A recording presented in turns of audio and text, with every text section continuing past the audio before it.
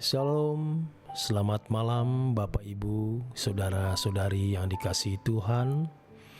Menyertai istirahat kita malam hari ini, kebenaran firman Tuhan berjudul Keagungan Anak-anak Allah. Kehidupan sebagai anak-anak Allah adalah kehidupan yang luar biasa.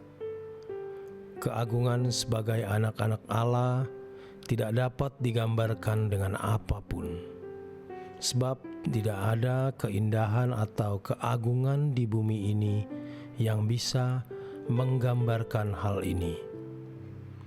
Kelimpahan harta, kehormatan sebagai pejabat, penampilan cantik atau ganteng, perhiasan yang dikenakan, gelar akademis, popularitas, dan lain sebagainya tidak bisa menandingi keagungan sebagai anak-anak Allah.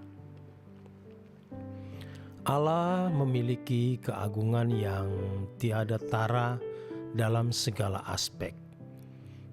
Kalau kita menjadi anak-anak Allah, tentu keadaan kita pun akan menjadi agung. Kalau sekarang keagungan kita memang belum tampak, tetapi suatu hari nanti keagungan kita akan merekah, yaitu pada waktu kedatangan Tuhan Yesus atau pada waktu kita dimuliakan bersama-sama dengan Dia. Dalam 1 Yohanes 3 ayat 2, firman Tuhan mengatakan, "Saudara-saudara yang kukasihi, sekarang kita adalah anak-anak Allah, tetapi seperti apa keadaan kita nanti belumlah tampak. Namun kita tahu bahwa ketika Ia datang, kita akan menjadi seperti Dia, karena kita akan melihat Dia dalam keadaannya yang sebenarnya." Klausa kita akan menjadi sama dengan Dia merupakan suatu hal yang sulit dibayangkan. Pengharapan inilah yang membuat orang percaya pada gereja mula-mula rela kehilangan apapun demi pengiringannya kepada Tuhan. Keagungan sebagai anak-anak Allah harus kita perjuangkan. Tidak otomatis melekat dalam kehidupan seorang Kristen. Hal ini sama dengan bahwa kodrat ilahi tidak otomatis dimiliki orang Kristen. Berkodrat ilahi itu harus melalui perjuangan. Hal ini sejajar dengan kenyataan bahwa seorang Kristen tidak otomatis bisa lahir baru tanpa perjuangan. Tuhan Yesus berkata kepada Nikodemus bahwa ia harus dilahirkan baru. Yohanes 3 ayat 7 menyebutkan, "Janganlah engkau heran, karena aku berkata kepadamu, kamu harus dilahirkan kembali." Kata dilahirkan dalam teks aslinya adalah genetenai, yang berasal dari akar kata genao. Menurut teks aslinya, kata ini merupakan kata kerja infinitif aorist pasif, verb infinitif or pasif. Kata ini mengandung perintah atau panggilan. Itulah sebabnya Tuhan Yesus menyatakan bahwa untuk diselamatkan, seseorang harus berjuang masuk jalan sempit. Lukas 13 ayat 22 sampai dengan 24. Banyak orang tidak berjuang secara memadai, sehingga sampai mati sebenarnya tidak pernah mengalami kelahiran baru. Kegiatan agamanya memang bisa membuat seseorang menjadi baik, santun, bermoral, atau tampak saleh atau suci. tetapi sebenarnya belum pernah mengalami kelahiran baru. Kesalahan banyak orang Kristen adalah ketika mereka tidak berusaha secara memadai untuk mengalami kelahiran baru. Hal ini terjadi sebab tidak pernah diajarkan dan dianjurkan. Banyak pendeta berkeadaan seperti ini. Hal itu disebabkan karena mereka tidak pernah diajarkan bagaimana seseorang harus kehilangan segala sesuatu demi perjuangan untuk memperoleh keselamatan.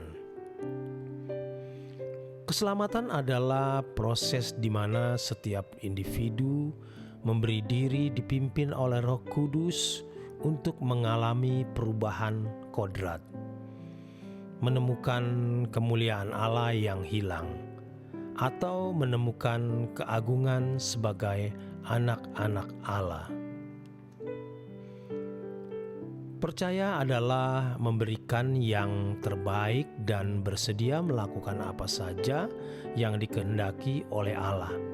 Roma 4 ayat 20 sampai dengan 25. Orang percaya pada zaman gereja mula-mula harus menebus keselamatan yang disediakan gratis dengan nyawa mereka. Selalu ada proses barter. Demikian pula dengan Paulus mengambil kasih karunia dengan melepaskan segala miliknya.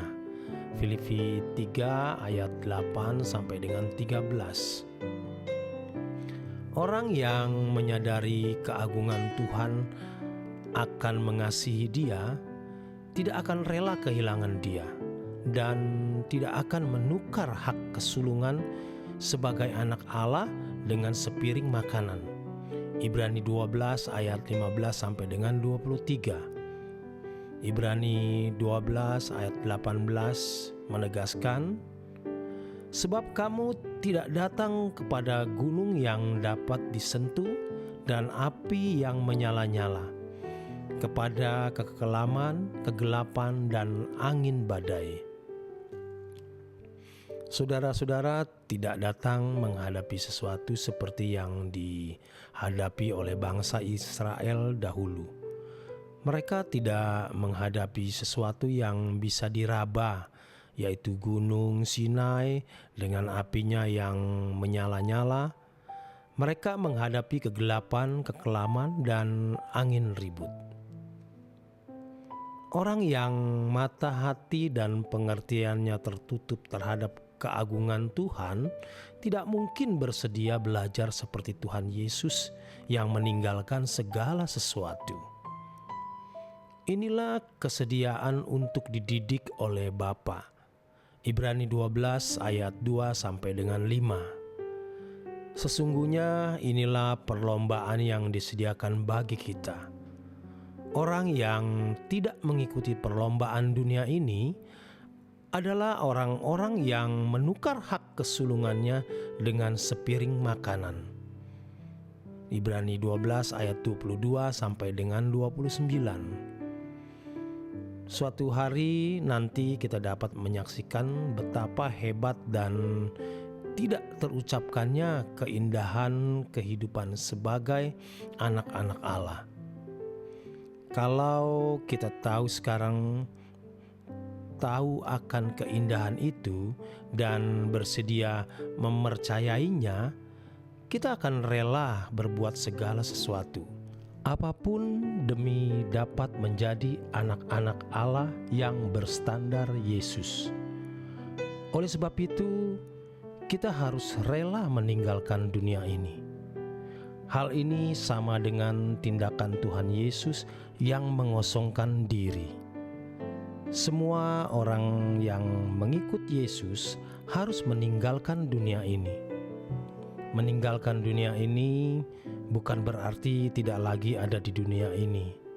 Kita masih tinggal di dunia, tetapi dengan cara hidup yang baru seperti yang dikenakan oleh Tuhan Yesus. Demikian kebenaran firman Tuhan. Selamat malam, selamat beristirahat. Tuhan memberkati.